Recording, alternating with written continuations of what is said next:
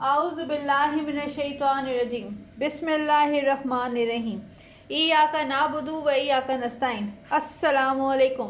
Welcome to my channel learn English with Nida. जी आज जो मैं आपके लिए लेकर आई हूँ वो है जी वीडियो बेसिक स्ट्रोक्स और लाइंस के ऊपर। और इससे पहले जो है वो मैं प्ले ग्रुप का सिलेबस जो है अपने channel learn English with Nida के ऊपर अपलोड कर चुकी हूँ। जैसे कि मैंने आपको बताया था इससे पहले वीडियो में कि जो है मैंने ग्रामर कोर्स अपने चैनल के ऊपर स्टार्ट किया है, तो प्लीज़ आप मेरे चैनल के ऊपर लर्न इंग्लिश विद निदा के ऊपर जाइए और वहाँ पर जाके आप जो है ये कोर्स देख सकते हैं। अभी मैं प्ले ग्रुप से मुतालिक जो है वो वीडियोस अपलोड कर रही हूँ, उसके बाद मैं बाकी वीडियोस भी अपलोड करूँगी क्लासेस वाइज, और आपको साथ साथ ये भी बताऊँगी कि डिफरेंट क्लासेस का सिलेबस क्या है। देन उसके बाद हम जो है वो जो कुछ सिलेबस में है हर क्लास के वो मैं सारा कुछ अपने चैनल पर अपलोड करूँगी। तो आज हम देख लेते हैं जी प्ले ग्रुप का जो बेसिक स्ट्रोक्स और कर्व्स क्या होते हैं। जी बेसिक स्ट्रोक्स और कर्व्स जो हैं या लाइंस जो हैं वो डिफरेंट तरह के लाइंस होती हैं जिनके मुतालिक जो है जानना बच्चे के लिए ज़रूरी है।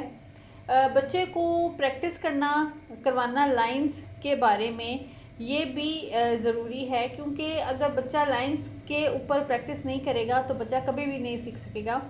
तो इसलिए ज़रूरी ये है कि जब भी आप बच्चे को स्कूल में डालने लगें तो इससे पहले आप बच्चे को जो है एक तो ये जो बेसिक स्ट्रोक्स हैं इनके मुतालिक जो है बता दें और साथ उसको प्रैक्टिस भी करवाएं कि उसने इन लाइंस के ऊपर किस तरीके से लिखना है।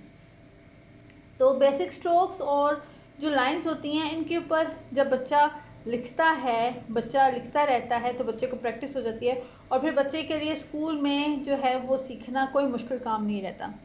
तो चलिए मैं आपको बताती हूँ कि कौन कौन सी जो बेसिक स्ट्रोक्स हैं वो होते हैं। सबसे पहले तो बेसिक जो स्ट्रोक आ जाता है वो आ जाएगा जी स्टैंडिंग लाइन का, फिर आ जाएगा स्लीपिंग लाइन आ जाएगी, फिर आ जाएगी स्लांटिंग लाइन, और इसके बाद फिर आ जाएगी कर्व लाइन्स आ जाएंगी। और इन लाइंस की प्रैक्टिस करना जो है स्कूल में भी ज़रूरी है, लेकिन स्कूल से पहले घर में भी ज़रूरी है। तो आपको चाहिए मदर्स को भी और टीचर्स को भी कि वो बच्चे को जो है वो इन लाइंस की प्रैक्टिस करवाएं।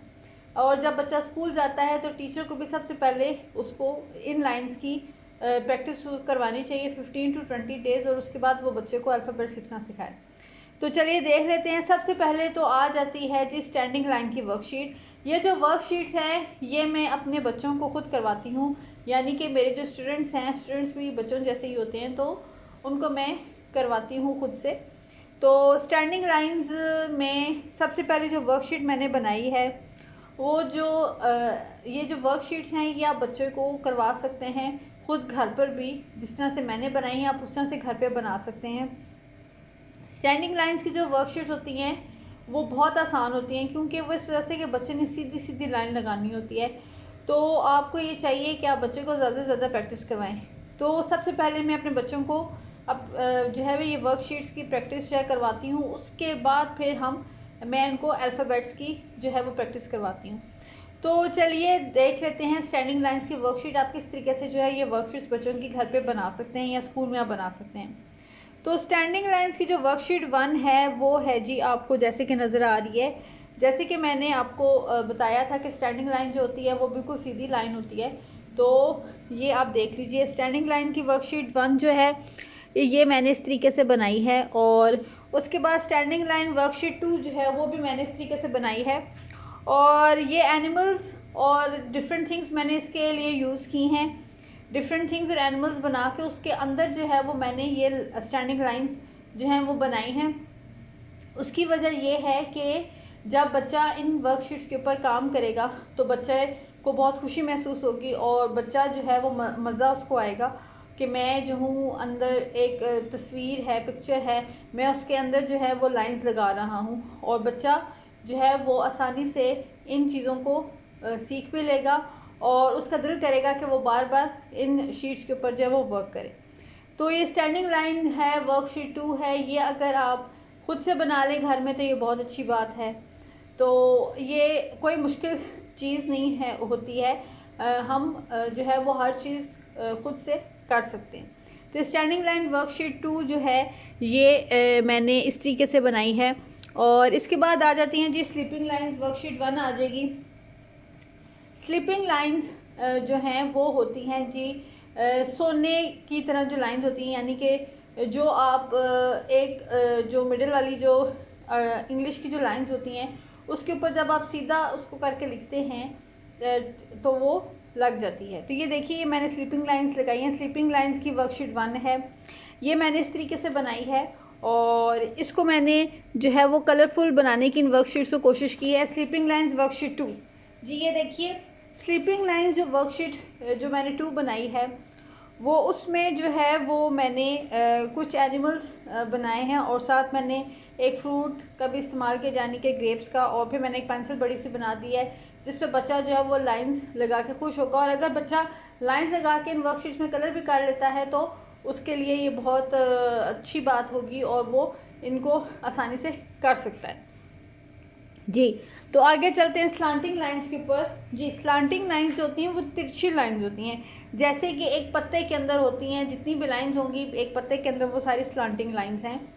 वो लेफ़्ट और राइट पे होती हैं स्लांटिंग लाइंस, और ये कोई मुश्किल काम नहीं है, बच्चे ने सिर्फ इनको ट्रेस करना है। इनके ऊपर जब बच्चा ट्रेस करेगा तो बच्चा खुद ब खुद जो है वो ये सारा कुछ सीख जाएगा। फिर आ जाती है जी स्लांटिंग लाइंस वर्कशीट 2 आ जाती है, ये भी मैंने जो है वो बनाई है।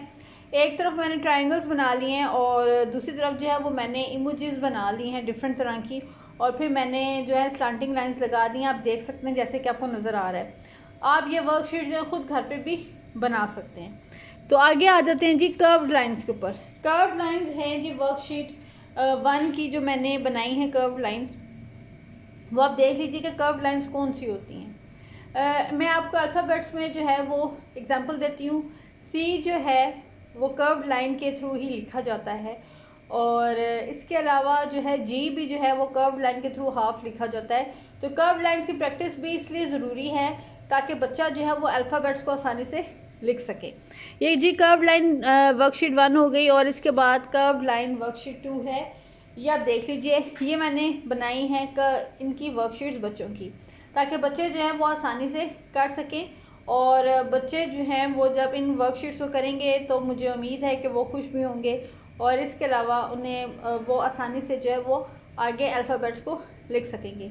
तो मैं उम्मीद करती हूँ कि ये जो मैं आपके लिए वीडियो लेकर आई हूँ प्ले ग्रुप से मुतालिक, बेसिक स्ट्रोक से मुतालिक जो मैं वीडियो लेकर आई हूँ, ये आपको अच्छी लगेगी, पसंद आएगी। और आप ना सिर्फ मेरे चैनल लर्न इंग्लिश को लाइक करेंगे, सब्सक्राइब करेंगे, बल्कि शेयर भी करेंगे।